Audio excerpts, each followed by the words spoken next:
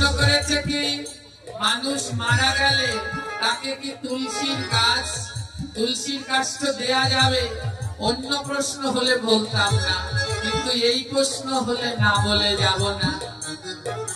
কেউ যদি শোনো ভাই মারা যায়, অবশ্যই তার শ্মশানে তুলসী কাষ্ঠ দিতে হয়। তুলসী কাষ্ঠ ছাড়া যদি কারো দাহ হয়, মহাপুণ্যবান হলে নরকেতে যায় রে, নরকেতে যায়, নরকেতে যায় রে, নরকেতে যায়। আহা নরকেতে যায় রে, নরকেতে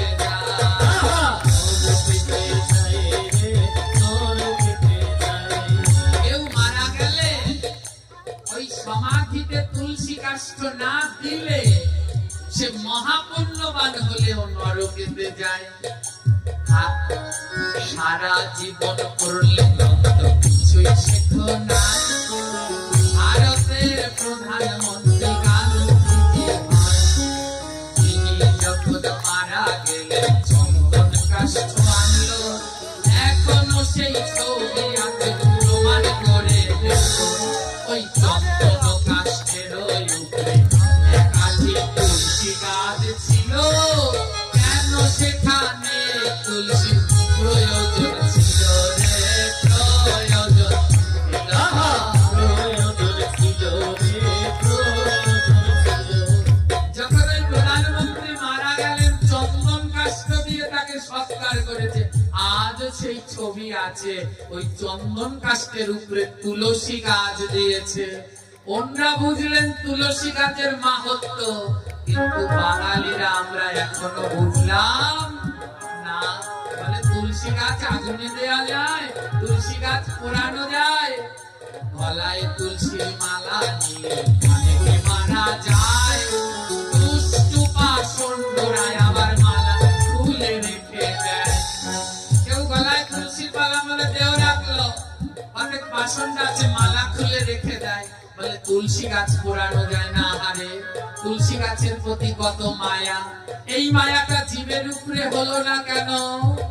যেই সময় জীব হত্যা করো তোমরা, সেই সময় মায়া কোথায় গেল বলো না। ওই প্রান্তের সময় তো জীব হত্যা ছাড়ো না, মাছ ছাড়া স্নান তোমার কিছু না। সে সময় আর জীব হত্যার কথা মনে পড়ে না। পড়ে দেখো তুলসী মহিমামৃত। তুলসী গোবিন্দের কাছে বললেন, হে গোবিন্দ, আমার পত্র মঞ্জরি সব যেন তোমার সেবায় লাগে। পত্র মঞ্জরি সব লাগলো।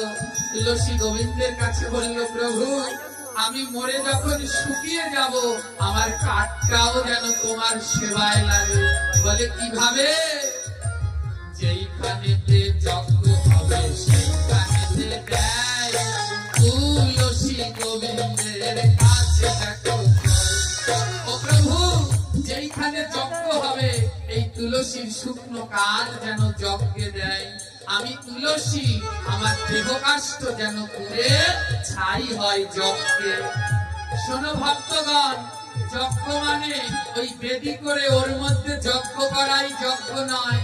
আরো একটা যজ্ঞ, তার বৃষ্টি ক্রিয়া নাম, ওটাও এক যজ্ঞ। শুনে রেখো যাও, ওই যজ্ঞেও তাই তুলসীর কাষ্ঠ দিতে হয়, নইলে কভু যজ্ঞ পূর্ণ না।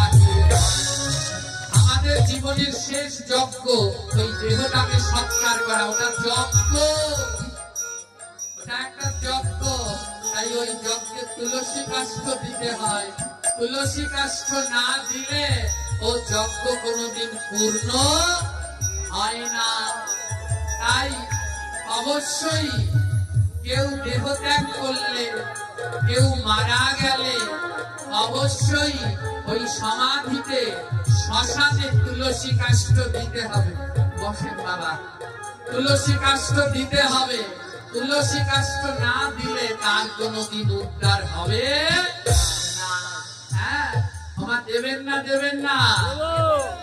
এখনো সমাজে সব দরকার আছে, এর জন্য শক্ত হতে হইবে সবাই, চলে যেতে হবে এখন সবারই ধারে, আমারও শ্মশানে কেন তুলসী গাছ মরে, চলে যেতে হবে।